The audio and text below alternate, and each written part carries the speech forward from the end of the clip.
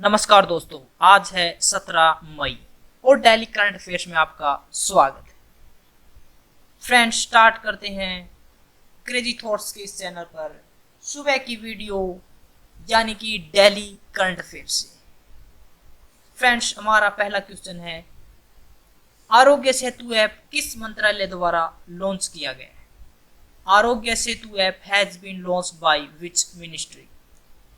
Electronics एवं सूचना प्रौद्योगिकी मंत्रालय ने लॉन्च किया है Aarogya Setu app. Ministry of electronics and information technology. कई विशेषज्ञों ने आरोग्य सेतु ऐप की प्रभावकारिता और सुरक्षा पर प्रश्न चिन्ह लगाए थे। साथ ही कानूनी विशेषज्ञों ने आरोग्य सेतु ऐप की गोपनीयता नीति पर भी चिंता जाहिर की थी। विशेषज्ञों का मत है कि सरकार को आरोग्य सेतु ऐप की डेटा संबंधित नीति को व्यक्तिगत डेटा संरक्षण कानूनों के साथ संलग्न करना चाहिए। वर्तमान में भारत का व्यक्तिगत डेटा संरक्षण बिल संसद द्वारा अनुमोदित किए जाने की प्रक्रिया में। According to which article of Indian constitution there will be a parliament for the union? भारतीय संविधान के किस अनुच्छेद के अनुसार संघ के लिए एक संसद होगी? तो आर्टिकल 79 अनुच्छेद 79 के अकॉर्डिंग भारत के संघ के लिए एक संसद होगी। भारतीय संविधान के अनुच्छेद 79 के अनुसार संघ के लिए एक संसद होगी जो राष्ट्रपति और 2 सदनों से मिलकर बनेगी। भारतीय संविधान लोकसभा और राज्यसभा को कुछ अपवादों को छोड़कर कानून निर्माण की शक्तियों में समान अधिकार देता है। भारतीय संविधान के किस अनुच्छेद में राज्यसभा के गठन का प्रावधान किया गया? In which article of Indian constitution there is a provision for constitution of Rajya Sabha? तो अनुच्छेद 80 आर्टिकल 80 के अंदर यह प्रावधान किया गया कि एक राज्यसभा का गठन भारतीय संसद में करना होगा। भारतीय संविधान का अनुच्छेद 80 राज्यसभा के गठन का प्रावधान करता है। राज्यसभा के सदस्यों की अधिकतम संख्या 250 हो सकती है, परंतु वर्तमान में यह संख्या 245 है। इनमें से 12 सदस्यों को राष्ट्रपति द्वारा साहित्य, विज्ञान, कला और समाज सेवा से संबंधित क्षेत्र के 12 सदस्यों को मनोनीत किया जाता है। राज्यसभा के 1/3 सदस्यों का चुनाव प्रत्येक किस वर्ष में किया जाता है? In which year 1/3 of the members of Rajya Sabha are elected? तो हर दूसरे साल राज्यसभा के 1/3 सदस्यों का चुनाव होता है। इसके कारण यह निरंतर बनी रहती है। यह एक स्थायी सदन है। इसका मतलब राज्यसभा कभी भी डिजोल्व नहीं होती। राज्यसभा के सदस्यों का कार्यकाल 6 वर्ष का होता है, जबकि राज्यसभा के 1/3 सदस्यों का चुनाव हर दूसरे वर्ष किया जाता है, जो इसकी स्थायी प्रकृति को दर्शाता है। संविधान के किस अनुच्छेद के अनुसार कोई विधेयक धन विधेयक है? तो आर्टिकल 110 भाग 3 के अंदर यह दर्शाया गया कि किस प्रकार से कोई विधेयक धन विधेयक हो सकता है।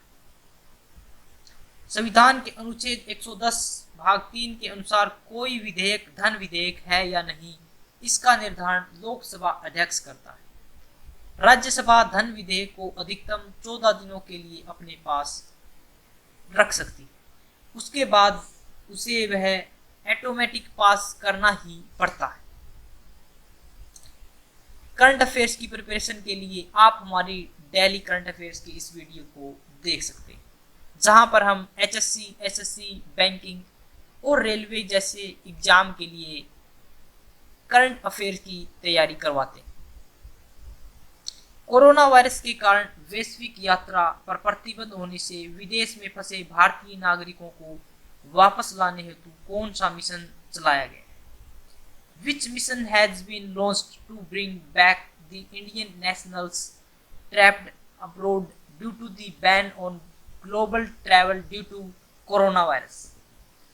Vande Bharat mission corona virus के कारण दूसरे देशों में फंसे लोगों को लाने के लिए चलाया गया।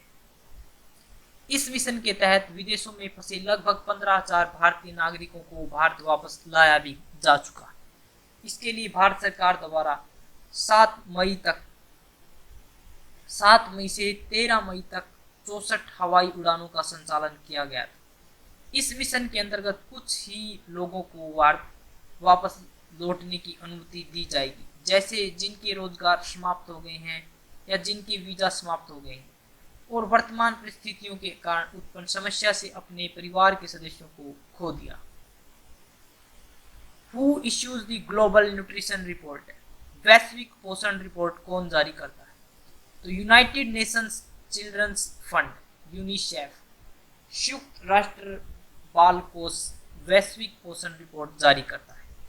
संयुक्त राष्ट्र बाल कोष की स्थापना का आरंभिक उद्देश्य द्वितीय विश्व युद्ध में नष्ट हुए राष्ट्रों के बच्चों को खाना और स्वास्थ्य सेवाएं उपलब्ध कराना था। इसका मुख्यालय न्यूयॉर्क संयुक्त राज्य अमेरिका के अंदर स्थित है। इसकी स्थापना 11 दिसंबर 1946 को की गई। According to the Global Nutrition Report 2020, how many countries in the world are India included, which will not be able to achieve the global nutrition goals by the year 2025? वैश्विक पोषण रिपोर्ट 2020 के अनुसार भारत विश्व के कितने देशों में शामिल है जो वर्ष 2025 तक वैश्विक पोषण लक्ष्यों को प्राप्त करने में सफल नहीं हो सके? तो 88 देशों के अंदर भारत भी शामिल है।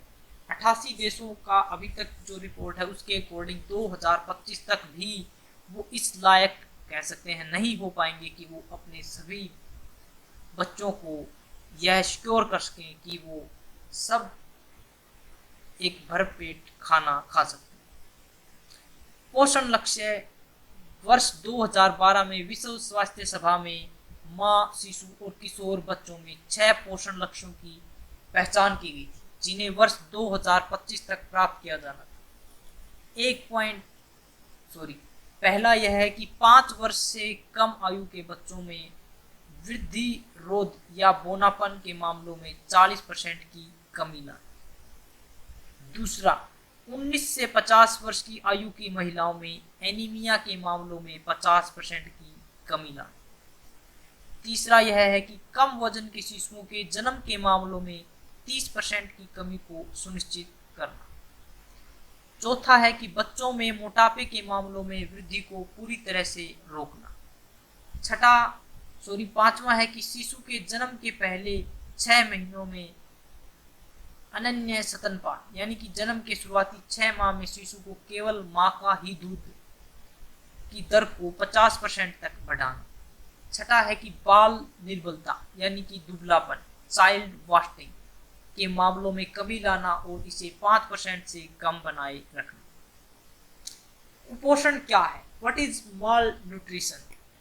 विश्व स्वास्थ्य संगठन के अनुसार कुपोषण किसी व्यक्ति में ऊर्जा या पोषक तत्वों की कमी, अधिकता अथवा असंतुलन को दर्शाता है। पोषण तत्वों की कमी, अधिकता या असंतुलन को According to the World Health Organization, malnutrition refers to a lack, excess or imbalance of energy and nutrients in a person. सामान्य रूप से कुपोषण को 3 समूहों में विभाजित किया जाता है। अलग पोषण, इसमें दुर्बलता, दुबलापन, लंबाई के अनुपात में वजन में कमी, वृद्धिरोध, आयु के अनुपात में लंबाई में कमी और वजन में कमी शामिल है। दूसरा है सूक्ष्म पोषक तत्व संबंधी कुपोषण। इसमें शरीर में सूक्ष्म पोषक तत्वों की कमी, महत्वपूर्ण विटामिन और खनिजों की कमी या अधिकता शामिल है। तीसरा है वजन की अधिकता। इसमें मोटापा या आहार संबंधी गैर संचारी रोग जैसे कि हृदय रोग, स्ट्रोक, मधुमेह और कुछ कैंसर जैसे रोग शामिल। क्विक करंट अफेयर्स में है फ्रेंड्स, राष्ट्रपति रामनाथ कोविंद ने राष्ट्रपति भवन में पूर्व भारतीय राष्ट्रपति फखरुद्दीन अली अहमद की जयंती के अवसर पर उन्हें श्रद्धांजलि अर्पित की। 13 फरवरी 1905 को दिल्ली में जन्मे फखरुद्दीन अली अहमद को भारत के 5वें राष्ट्रपति, हालांकि कार्यकाल के अनुसार वे 6ठे राष्ट्रपति थे, के रूप में जाना जाता है। मध्य प्रदेश सरकार ने एफआईआर आपके द्वार पहल की शुरुआत की। इस पहल के तहत पीड़ितों को प्राथमिकी अथवा प्रथम सूचना रिपोर्ट, फर्स्ट इंफॉर्मेशन रिपोर्ट, यानी कि एफआईआर दर्ज कराने के लिए पुलिस स्टेशन नहीं जाना होगा, बल्कि पुलिस अधिकारी स्वयं पीड़ितों के घर जाकर एफआईआर दर्ज करेंगे। इस पहल को पायलट प्रोजेक्ट के तौर पर राज्य के 23 पुलिस स्टेशनों में शुरू किया गया है।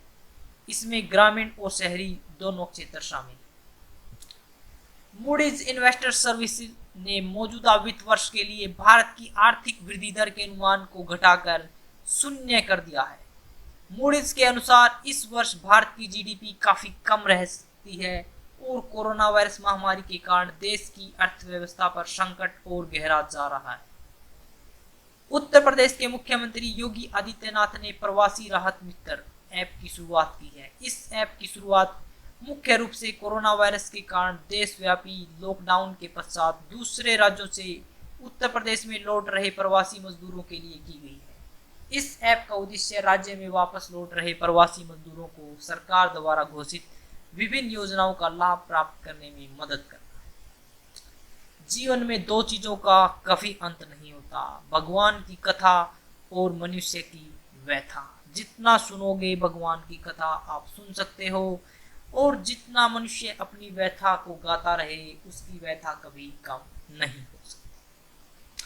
क्वेश्चन ऑफ द डे है फ्रेंड्स, धन विधेयक किस अनुच्छेद के अंतर्गत आता है?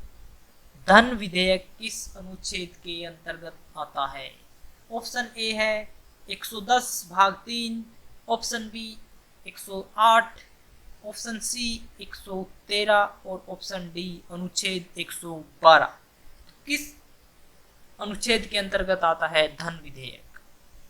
फ्रेंड्स, अगर क्रेजी थॉट्स की यह वीडियो आपको पसंद आई है तो इसे शेयर करें और हमारे चैनल को सब्सक्राइब करें।